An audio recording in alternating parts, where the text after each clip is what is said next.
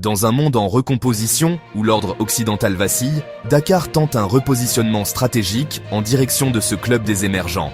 Une manœuvre qui suscite espoir et interrogation sur son avenir diplomatique. Dans un monde secoué par le retour du protectionnisme américain et les tensions commerciales entre Pékin et Washington, le Sénégal choisit de diversifier ses alliances. En exprimant son intérêt pour rejoindre les BRICS, ce groupement des puissances émergentes, conduit par la Chine, la Russie, l'Inde et consorts, Dakar rompt avec une longue tradition de fidélité aux institutions occidentales. Opportunité géopolitique ou simple posture diplomatique, ce tournant stratégique suscite débat et espoir, sur fond de quête de souveraineté économique et d'insertion dans un nouvel ordre mondial multipolaire. La diplomatie sénégalaise s'active en coulisses.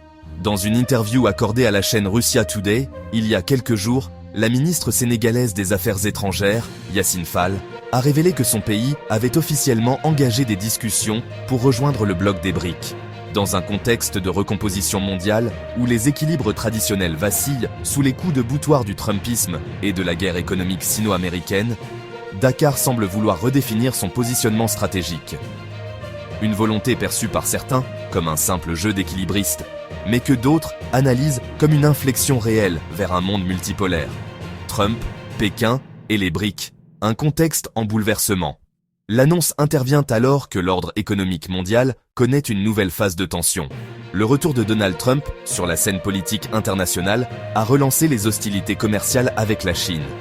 Hausse de tarifs douaniers, remise en question des traités multilatéraux, logique de bilatéralisation des échanges. Le président américain redouble d'initiatives pour recentrer l'économie mondiale autour des intérêts américains. Or, cette orientation protectionniste touche durement les pays du Sud, pris entre le marteau de Washington et l'enclume de Pékin. C'est dans ce paysage fragmenté que les BRICS, acronyme pour Brésil, Russie, Inde, Chine et Afrique du Sud, rejoints récemment par l'Iran, l'Égypte, les Émirats arabes unis ou encore l'Éthiopie, apparaissent comme une alternative crédible. Loin d'un simple club géoéconomique, le groupement ambitionne de rebattre les cartes de la gouvernance mondiale. En témoigne l'émergence de la nouvelle banque de développement, NDB, et d'un mécanisme de réserve monétaire, le CRA, même si leur efficacité reste sujette à débat. Le Sénégal, entre prudence historique et repositionnement stratégique, longtemps perçu comme un bastion francophone aligné sur les intérêts occidentaux, le Sénégal semble aujourd'hui vouloir élargir ses alliances. Nous avons toujours été un partenaire stratégique de l'Occident, mais cela ne doit pas nous empêcher de diversifier nos partenariats, affirme un haut diplomate sénégalais sous couvert de l'anonymat. C'est dans cette optique que s'inscrit la démarche d'adhésion aux BRICS, perçue comme une manière de sortir de la dépendance historique vis-à-vis de Paris et de ses relais institutionnels, FMI, Banque mondiale, etc. Pour l'expert géopolitique Mikhail Gamandi Egorov, le Sénégal a de sérieux atouts.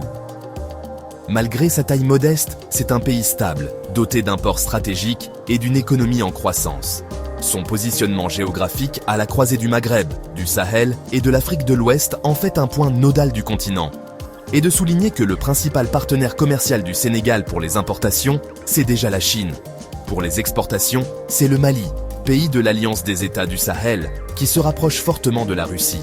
Un intérêt réel, mais une adhésion encore lointaine. En dépit de cette dynamique, les analystes sont prudents quant à une adhésion immédiate du Sénégal au sein du noyau dur des BRICS. D'un point de vue économique, le pays occupe le 107e rang mondial en PIB nominal et le 102e en PIB en parité de pouvoir d'achat. Il figure au 18e rang africain sur ces deux critères, loin donc des mastodontes que sont le Brésil, l'Inde ou la Chine. L'enjeu, à court terme, n'est pas forcément d'intégrer le cercle restreint, mais de s'imposer comme partenaire stratégique du BRICS, précise Gamandi Egorov. Ce format élargi, le BRICS+, regroupe déjà plusieurs pays africains, Égypte, Éthiopie, et prévoit une association plus souple avec d'autres États comme le Kazakhstan, le Nigeria, Cuba ou la Malaisie. Une stratégie d'expansion qui renforce la crédibilité du groupement, en l'éloignant de l'image d'un club fermé. Les BRICS, solution ou illusion pour l'Afrique. Mais cette adhésion suscite aussi des débats. Pour ses défenseurs, les BRICS représentent une opportunité unique de sortir de la dépendance vis-à-vis des institutions occidentales. Pour ses détracteurs, c'est une illusion, voire une diversion. Certes, la NDB a financé plusieurs projets, mais elle reste loin des standards du FMI ou de la Banque mondiale. Et surtout, la majorité des membres des BRIC sont dirigés par des régimes autoritaires, peu enclins à promouvoir une gouvernance démocratique ou transparente. Toutefois, beaucoup d'économistes nuancent. Pour eux, la vraie question est de savoir si les BRIC veulent vraiment changer les règles du jeu mondial, ou simplement redistribuer les cartes en leur faveur. Le risque, c'est de remplacer une hégémonie occidentale par une autre. Un test grandeur nature pour le Sénégal. Pour Dakar, le défi est de taille. Il s'agit de s'engager dans une diplomatie d'équilibre, sans provoquer de rupture brutale avec ses partenaires traditionnels. L'axe Paris-Washington reste influent dans les secteurs clés, aide publique au développement, sécurité, coopération militaire. Même si les récentes critiques contre la France laissent entrevoir une volonté de réajustement. Le Sénégal peut-il vraiment défendre une diplomatie panafricaine tout en continuant à évoluer dans les cercles occidentaux? Yacine Fall, elle, se veut claire. Le Sénégal a quelque chose à apporter aux BRIC, en raison de sa stabilité, de ses ressources et de cet élan de développement industriel que nous voulons mettre en place, a-t-elle affirmé. Pour beaucoup d'observateurs, le Sénégal a pris date. En exprimant publiquement son intérêt pour les BRIC, il envoie un signal fort, à la fois à ses partenaires traditionnels et aux puissances émergentes.